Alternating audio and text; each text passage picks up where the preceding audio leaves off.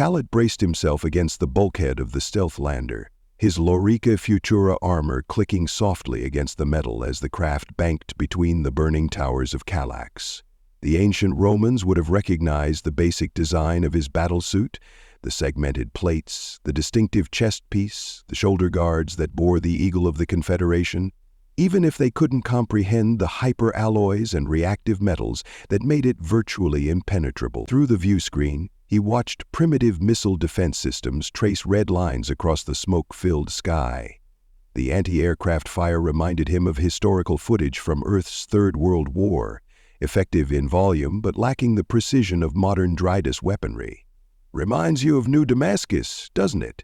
Captain Malone's voice came through the team's quantum link comms. He stood at the front of the compartment, his own armor's burnished plates reflecting the orange glow of fires burning below. The ceremonial red cape attached to his shoulders, a mark of command among the Olympians, rippled with each movement. "New Damascus had better architecture," Talat replied, earning a few grim chuckles from the other Olympians. He'd fought alongside 3 of them during that campaign: Severus, Skye, and Titus. The rest he knew by reputation alone, but that was enough.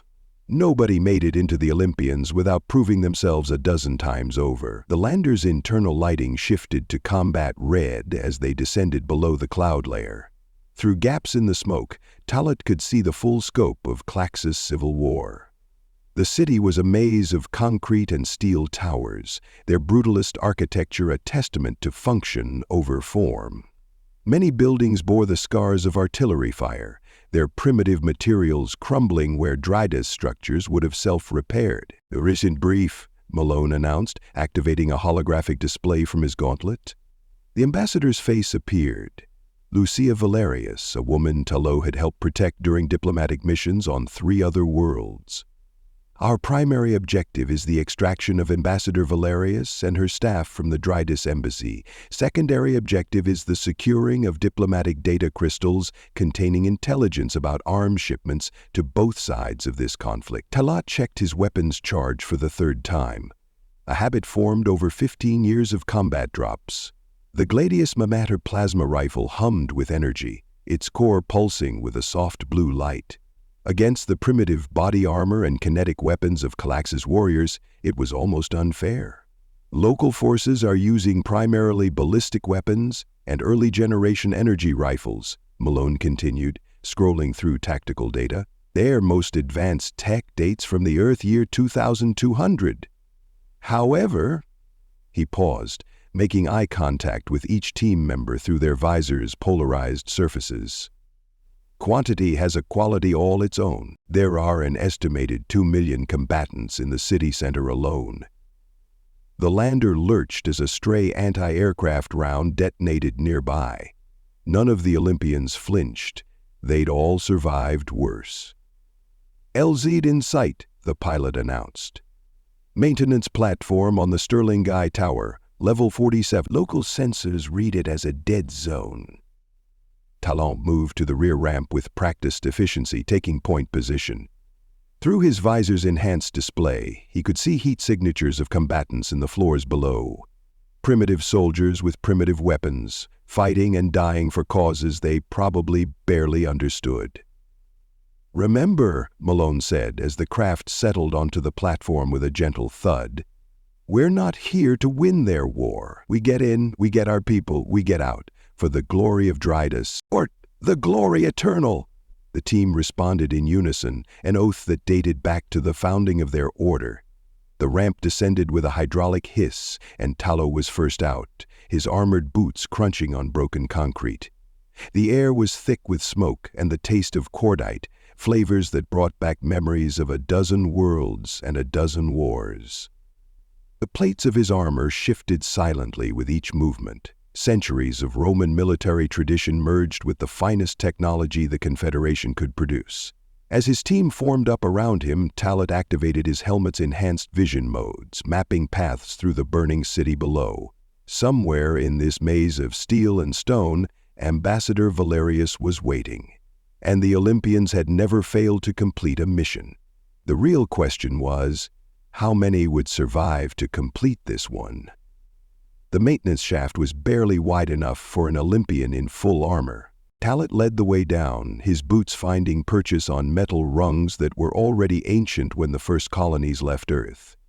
Their descent was silent, save for the occasional scrape of hyperalloy against concrete, a sound that made him wince each time, despite knowing their advanced armor systems were masking any noise from detection. "Movement below," Severus whispered through the comm, his voice carrying the clipped accent of Drydus's northern colonies. Level 32. Multiple heat signatures. Talat halted the team with a raised fist, the same gesture Roman centurions had used millennia ago. Through his visor's enhanced vision, he could see what had caught Severus's attention. A group of soldiers was moving through what appeared to be an abandoned office space, carrying weapons that looked like museum pieces to his veteran eyes.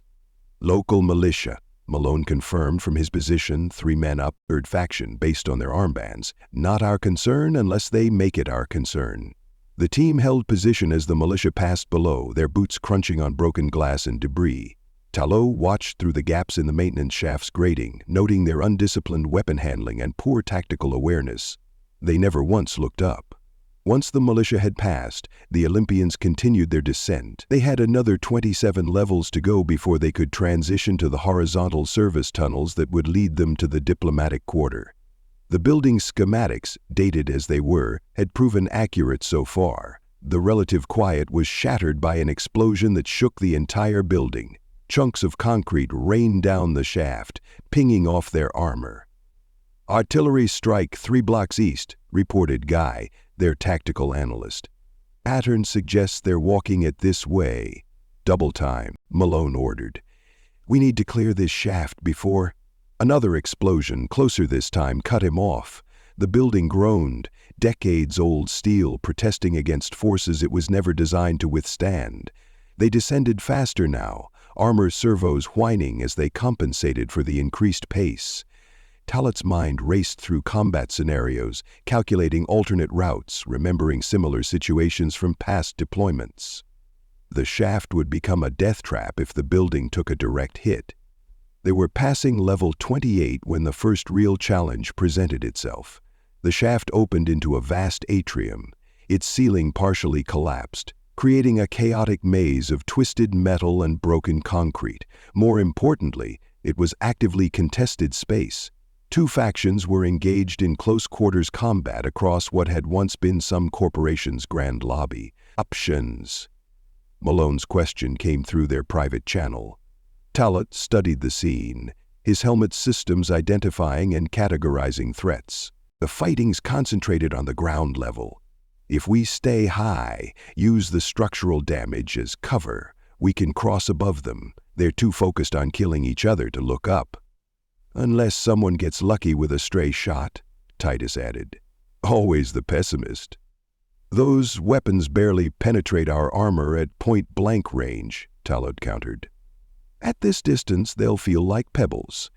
Malone considered for a moment. "Your call, Talat. You've got the most urban combat experience." Talat nodded, already plotting their route. "Follow my lead. Maintain intervals of 5 meters. If anyone spots us, don't engage unless directly threatened. We're ghosts, not warriors. Not today." He stepped out onto a twisted support beam, his armor's magnetic soles ensuring his grip. Below, the battle raged on, primitive slug throwers and early energy weapons creating a light show that would have been impressive if it wasn't so inefficient. The Olympians moved like shadows above the chaos, their advanced armor systems automatically adjusting color and texture to match their surroundings. They were halfway across when a stray rocket detonated against the ceiling, showering them with debris. Talat heard Titus curse as a chunk of concrete the size of a man struck his shoulder pauldron. The armor held, but the impact sent him stumbling. "Steady," Talat called, reaching back to stabilize his teammate. For a moment, they were silhouetted against the flames. 8 figures in distinctive Roman-inspired armor standing above a scene that could have been from any war in human history. Then they were moving again, faster now, as the artillery barrage began to creep closer to their position. They reached the far side of the atrium just as another explosion rocked the building. This one was close enough to feel through their boots. "Clear." Talo reported as the last Olympian made it across. Access to the service tunnels is 2 levels down. From there, it's a straight shot to the diplomatic quarter. Good work, Malone said. But we've burned too much time. That artillery is going to box us in if we don't pick up the pace. Talo checked his chronometer. They were already behind schedule, and the real challenges still lay ahead. The diplomatic quarter would be heavily defended, and not by the undisciplined militia they'd seen so far. Both factions would have their best troops protecting, or trying to seize, the embassies. Time to remind these people why the Olympians are feared across 3 sectors, he said, readying his weapon. Just remember, Malone cautioned, we're not here to add another battle honor to the unit's banner. Get in, get our people, get out. Yes, sir, Talat replied. But, with respect, the ancient Romans had a saying, "Si vis pacem, para bellum." If you want peace, prepare for war, Guy translated unnecessarily. Every Olympian knew the old phrases. Exactly, Talat said, leading them toward the next access shaft. And we're about to be the most prepared men on this entire planet. The transition between Kallax's commercial district and the diplomatic quarter was stark. Where the rest of the city featured utilitarian architecture, here there had been an attempt at grandeur. Marble facades, now pocked with bullet holes, lined wide boulevards designed for diplomatic motorcades. Ornate fountains, dry and debris-filled, stood as silent witnesses to better days. Clear, Talat reported, scanning the plaza before them from behind a fallen pillar. His helmet's tactical display highlighted multiple defensive positions. Sandbagged machine gun nests, hastily welded barricades, and the occasional glint of sniper scopes from the higher windows. I count 20+ hostiles, first faction markings. They're dug in hard. Show me, Malone commanded, crawling forward to share Talat's position.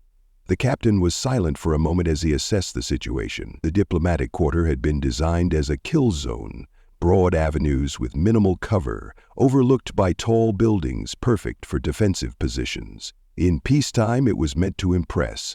In war, it was a death trap. Recommendations? Malone asked his team. We could call in the lander, Guy suggested.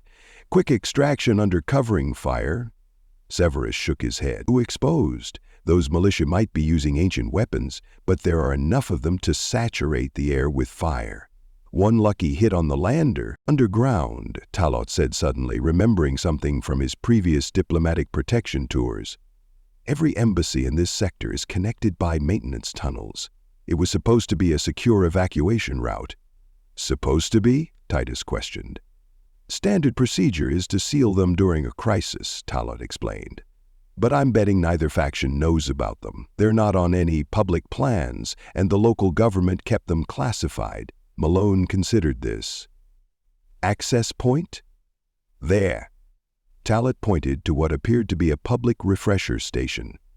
Maintenance shaft disguised as a utility room. Standard design across 17 worlds. I used to memorize these layouts when I ran diplomatic security. And you're sure it's still accessible? No, sir. But it beats walking into that crossfire, Malone nodded. Your mission, your call. How do we get there? Talo studied the plaza again. The refresher station was 30 meters away, partially hidden behind one of the dry fountains.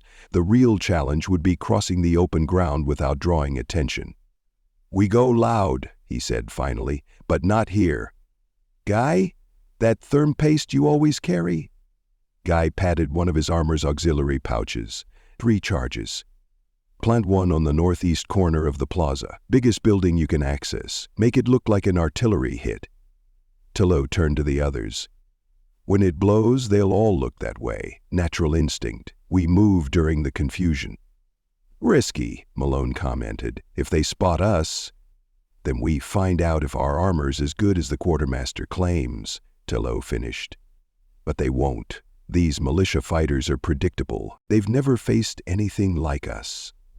Guy moved out immediately, his armor's adaptive camouflage helping him blend with the shadows. The rest of the team watched as he navigated through the ruins, placing the charge where it would do the most dramatic damage.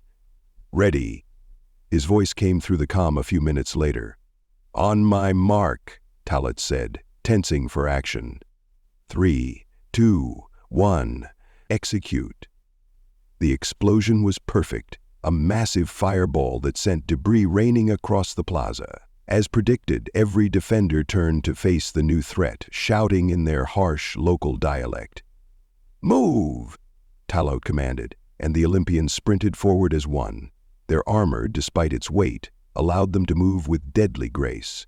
They crossed the open ground in seconds, boots crunching on broken glass and spent shell casings. Talat reached the refresher station first, shouldering through the door.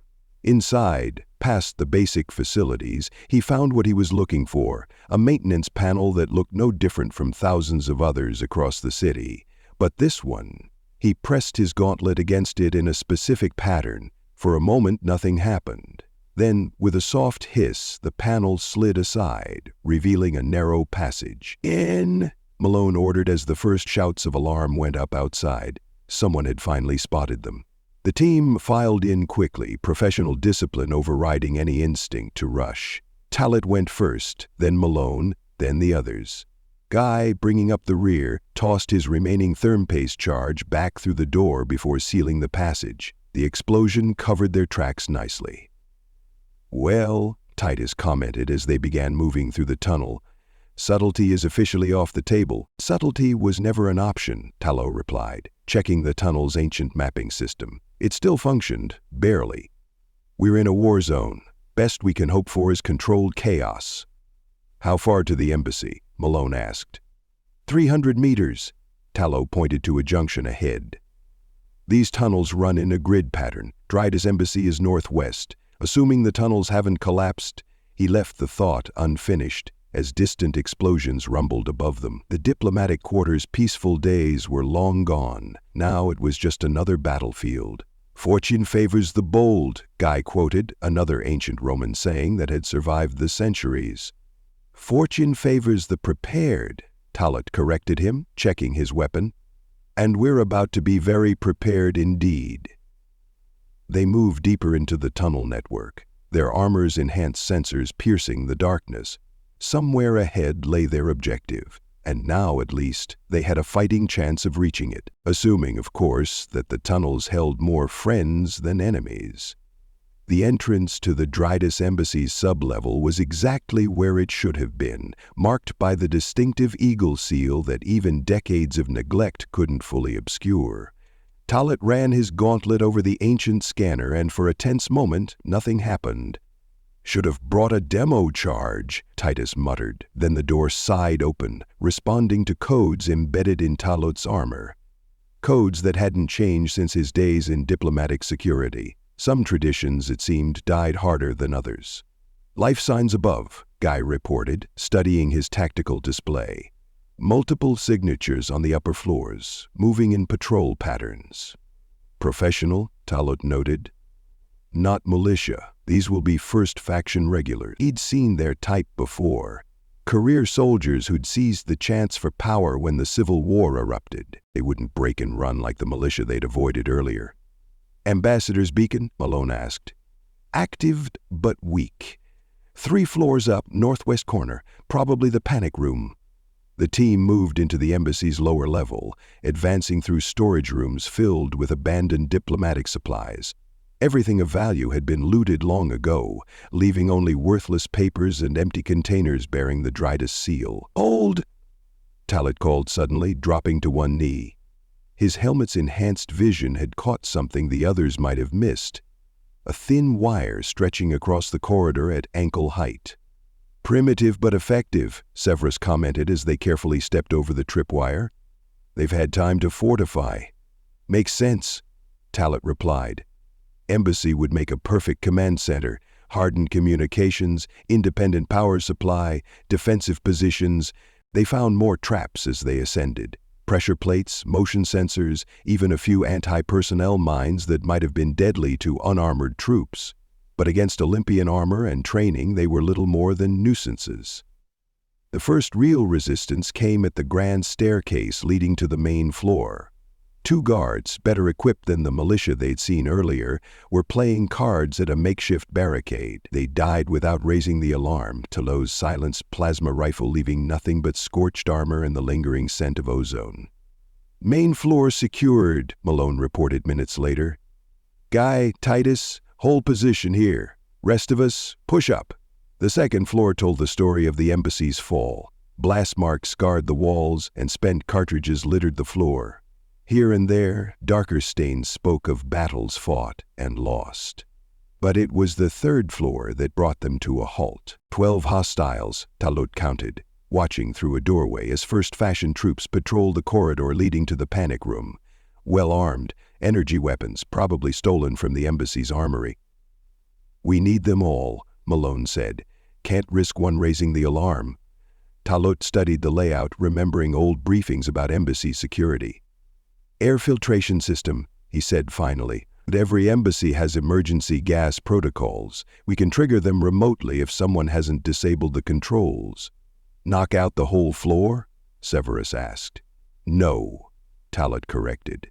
"But we can shut down life support in specific sections. They'll investigate when their troops stop responding."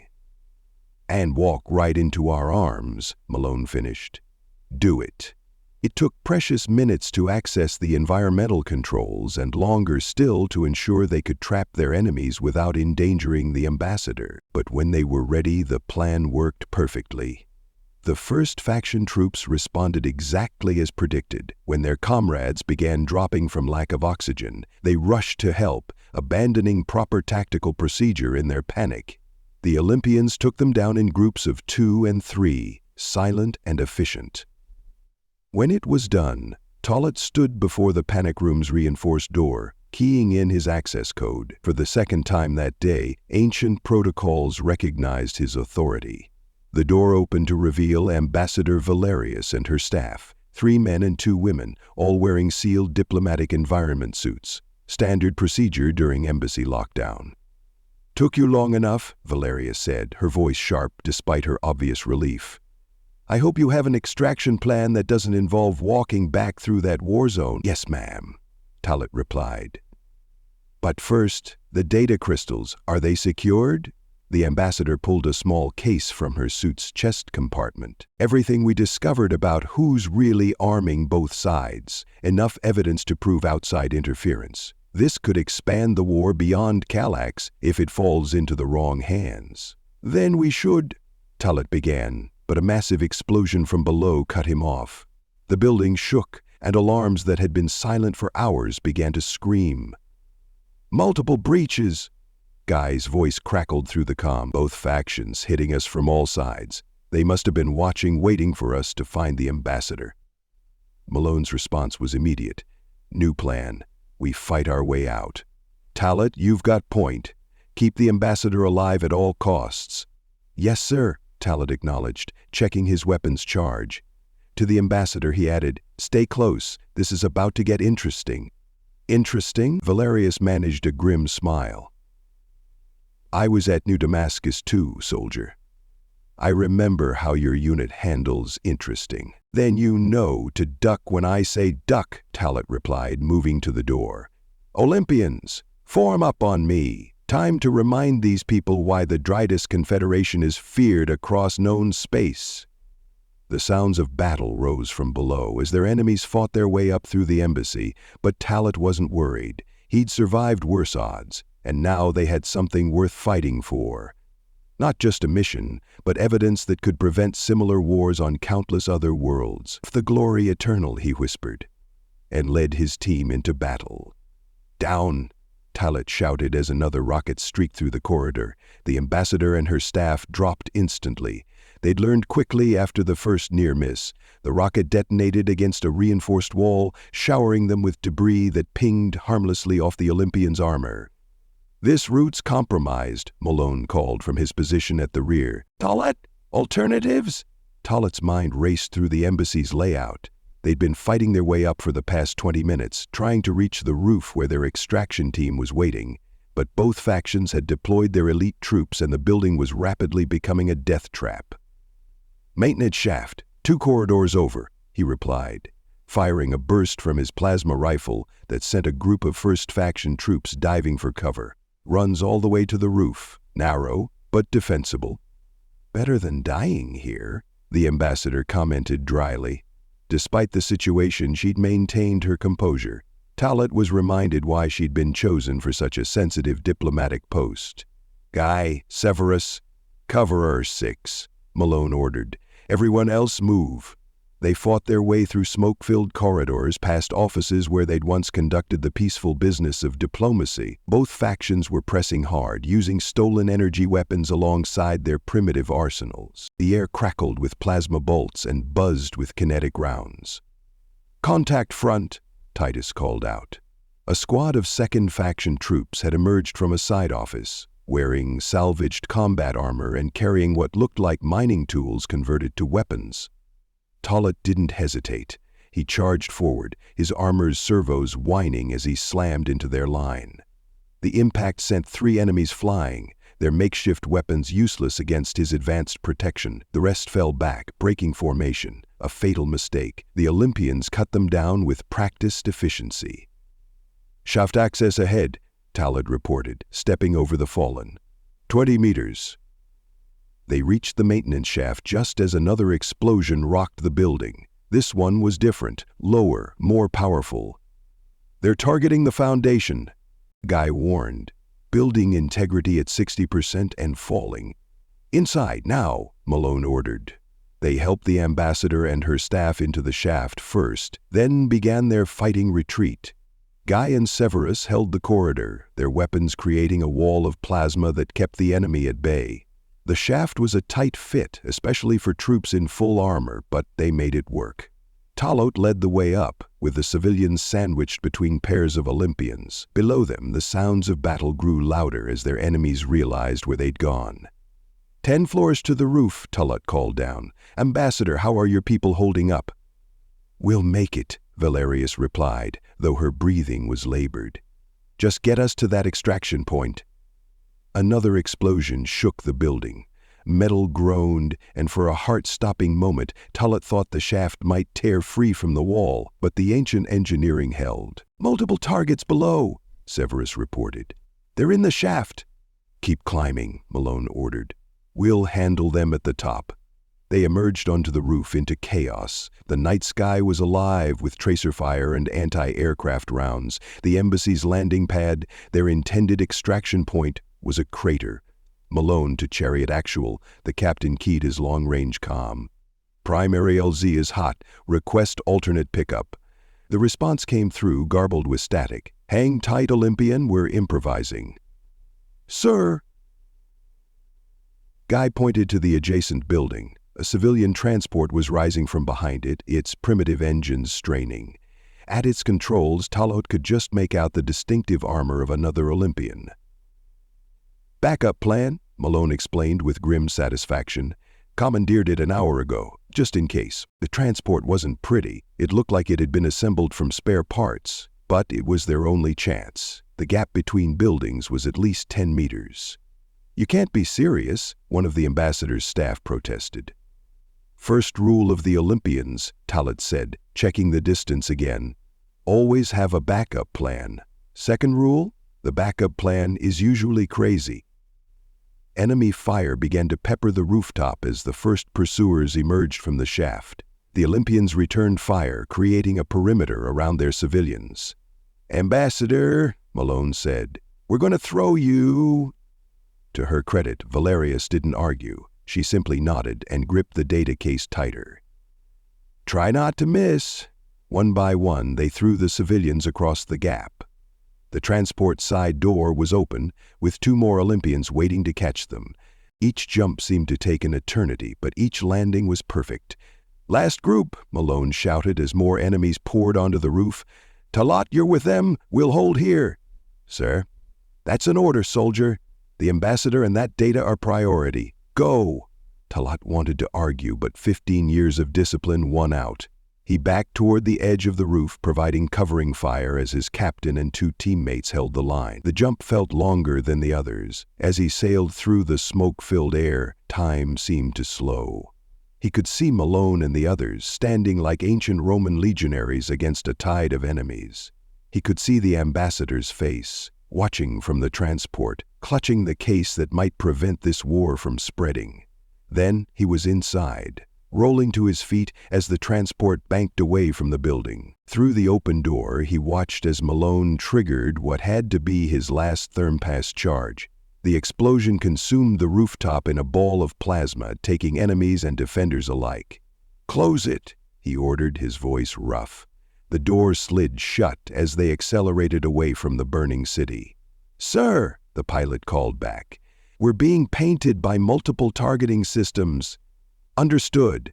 Talat moved to the cockpit, noting the primitive but functional controls. "Plot a course for high atmosphere, random evasive pattern." "The others," one of the ambassador's staff began. "Died completing the mission," Talat finished. "As any Olympian would be proud to do." He felt the transport shudder as the first anti-aircraft rounds passed nearby. But his mind was already working on their next move. The mission wasn't over, not until they broke atmosphere and reached their waiting ship. Ambassador Valerius moved to stand beside him, still clutching the data case. "Was it worth it?" she asked quietly. Talat watched as streams of plasma fire lit up the night sky around them. Somewhere up there was safety, and beyond that, the warning they needed to deliver. "Ask me when we've prevented the next war, ma'am," he replied. "For now, let's focus on surviving this one." The transport climbed higher, leaving the burning city behind. Below them, Calax continued its civil war, unaware that its conflict was just a prelude to something much larger. But that was a problem for another day. For now, Talat had a mission to complete, a crew to protect, and a legacy to honor. For the glory eternal, for Drydus, for the brothers he'd left behind. Thank you so much for listening to this story. I hope you enjoyed it. Be sure to leave it a like and to subscribe if you'd like to see more. Feel free to comment and share it as well. With all that said, go on and check out the video in the top left. I think you might like it.